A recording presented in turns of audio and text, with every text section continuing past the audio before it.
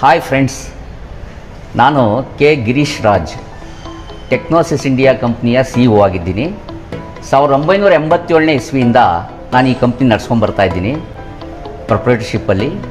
So ಇಲ್ಲಿ ಸಾಕಷ್ಟು varieties of models, varieties of ಪ್ರಾಡಕ್ಟ್ಸ್ನ ಡೆವಲಪ್ ಮಾಡಿದ್ದೀವಿ.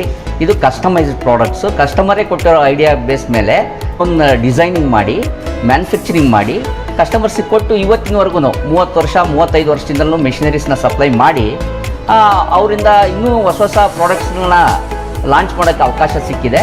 ಸೊ ಇದು ನಿರಂತರವಾಗಿ ಮಾಡ್ಕೊಂಡ್ಬಂದಿದ್ದೀವಿ. ಕಡಿಮೆ ಅಂದ್ರೂ 200 ಪ್ರಾಡಕ್ಟ್ಗಿಂತ ಹೆಚ್ಚು ಪ್ರಾಡಕ್ಟ್ಸ್ನ ನಾವು ಮಾಡಿದ್ದೀವಿ. ಆಲ್ ಓವರ್ ಕರ್ನಾಟಕ, ಇವೊಂದು ಆಲ್ ಓವರ್ ಇಂಡಿಯಾ ನಾವು ಪ್ರಾಡಕ್ಟ್ಸ್ನ ಕೊಟ್ಟಿದ್ದೀವಿ. ಹಾಗೆಯೇ ಫಾರಿನ್ ಕಂಟ್ರೀಸ್ಗೂ ಕೂಡ ನಮ್ಮ ಪ್ರಾಡಕ್ಟ್ಸ್ಗಳು ಹೋಗಿದ್ದಾವೆ.